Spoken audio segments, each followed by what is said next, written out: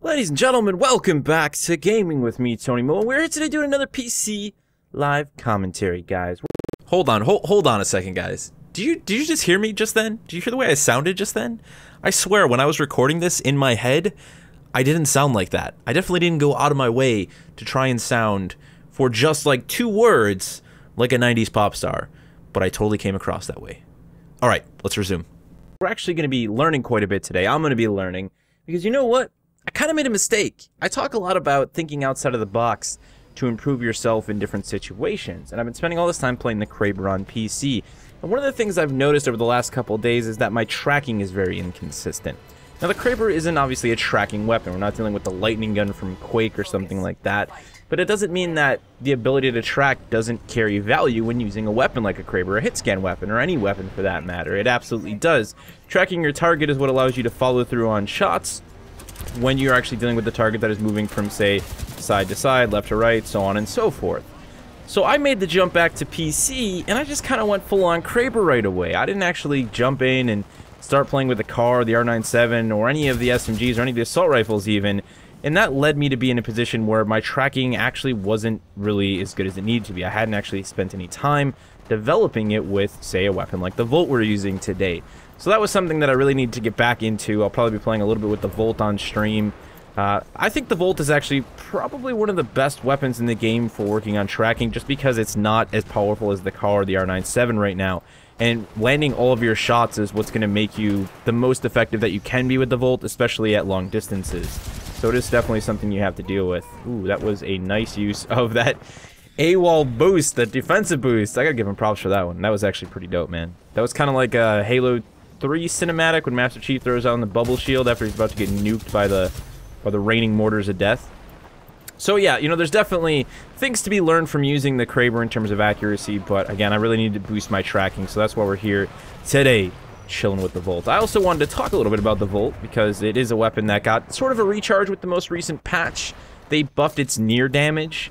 I think that puts it in a position where it works as an SMG. The only problem with that is that the other 3 SMGs, the R97, the Alternator, and the car, are all still much more effective than the Volt, especially at range. So it's still not best in class, but it is a lot of fun, and I think it's in a far better position than it is. You notice we're going to get shut down by people with the car pretty quickly. I'm going to have to really work hard to get those shots. Again, it's not like we're at a complete disadvantage in close quarters, but and we're just going to have to work a little bit more, especially when it comes to those long-range engagements. So we got to pick and choose our battles, ladies and gentlemen, and obviously the most important thing here is to just really work on that tracking. I know this is going to make me better with the car in return. Like I could tell that's just where my biggest inconsistency was. Yeah, with the car, I just said. With the Kraber.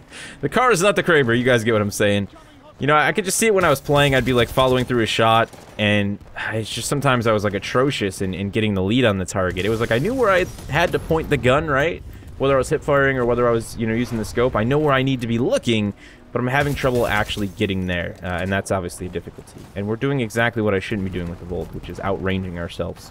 We got to get in a little bit closer if we're going to tango and bring this fight back. I don't know if that's going to be something we can pull together here, but we're sure as hell going to try. They got Titans on the ground. We should probably farm and get Scorchy down here as quickly as we can if we want to actually try and win this thing, but unfortunately I don't see too much left to farm. We should have pushed for an early game farm. I'm so out of practice with attrition, guys. I really am. I don't... I've been playing attrition just for, like, Kraber goodness for the last two weeks now it's been going on, you know? It's like the only time I've really been getting hardcore into Titanfall 2 off stream or off of channel is when I've actually been playing with the Kraber, so... It's been good and bad, I guess you could say. Good for certain things, good for my sanity and my enjoyment of the game, but bad for, my, you know... bad for my precision, bad for my mentality with how I should be performing in some of these modes. Just had that guy jump overhead. I don't even, like, I'm not even using phase shift, guys. My whole idea was to use phase shift here just as a nice little extra recovery tool while I was getting back into actually using, you know, weapons like this, and lordy, I don't think I've used it once. Nice little fire star, though. Do some damage on that guy. Hopefully we can get in there and clean both of them up. Question is, are they going to push here or are they going to push high? One guy's coming down there. He's going to try and melee me. If we can punish him for that, that would be dope.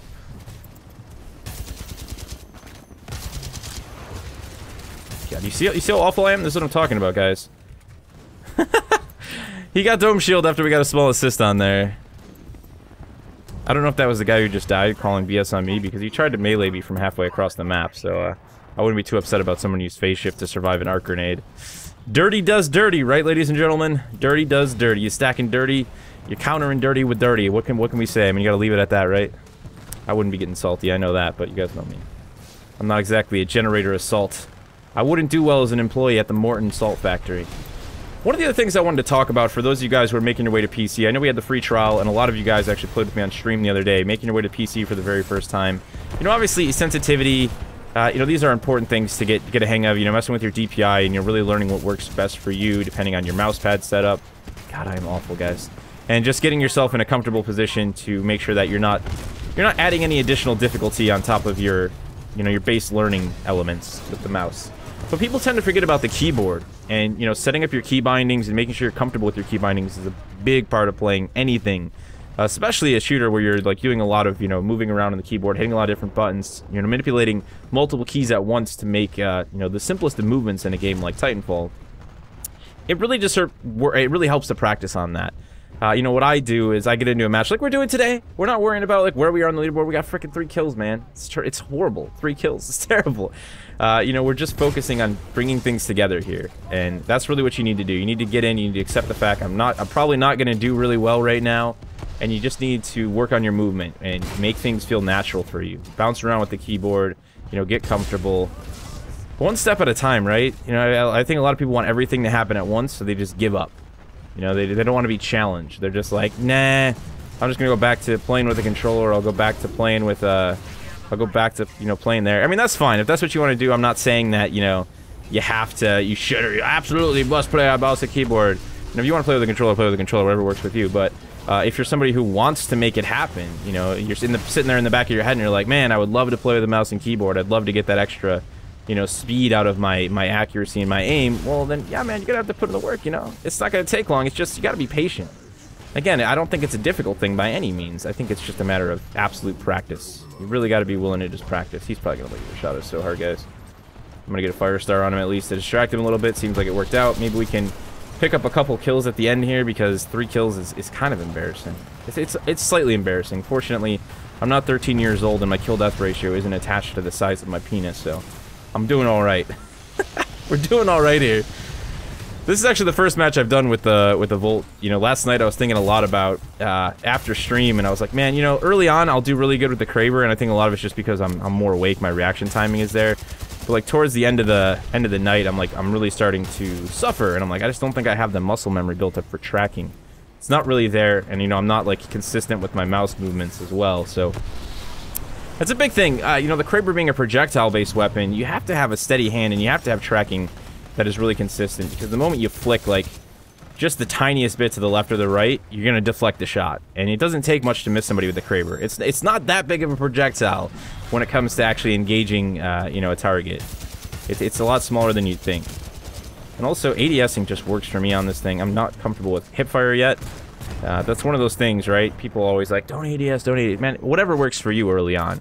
I started ADSing with a lot of these weapons early days, and then as I get more comfortable with the aim, I just go to hipfire, and it becomes kind of natural. You know, you sort of flow. So you're like ADSing, and then all of a sudden you're just hipfiring, and you don't even realize you haven't had the ADS in over 2 months with that weapon, you know? It's a natural progression, I think. It's a comfort thing, right? There's no clear advantage to ADSing most of the time. Unless you're using a rifle or something like that. Or a scope, of course. Oh, that was a whole lot of luck. Fortunately, that Ronin was walking around in slow motion like he was playing Scorch, man. I never move that slow if you're playing Ronin. What are you doing, pal? Oh, look at this, guys. We got a Reaper dance party, ladies and gentlemen. I'm waiting for the confetti to pop up. The Reapers would actually work really well as, you know, sort of a grunt party type Halo Easter egg, right? You guys remember that? Anybody play Halo back in the day? Remember the grunt party Easter egg you could find? And I believe it was Halo 2 had it. I'm sure, I know they carried it a lot after that, and obviously we got like the grunt party headshot and stuff, which was pretty freaking dope. This guy's like, I'm so screwed. I'm so screwed at Scorch. I'm in the one position where Scorch actually has an advantage. I'm a pilot, and I got no help, man. Help me, help me. All right, let's bail out. See that guy in the distance? You see him, guys? Long range fire star. We're going for it. We actually got points on damage, and there we go. Close that gap. Nice straight push towards him. Make it real easy. We don't have to worry too much about tracking. We got a guy long range. He's going to get a nice pick, though, with the R2. Well played, mister. Well played, senor. We're up to 7 kills.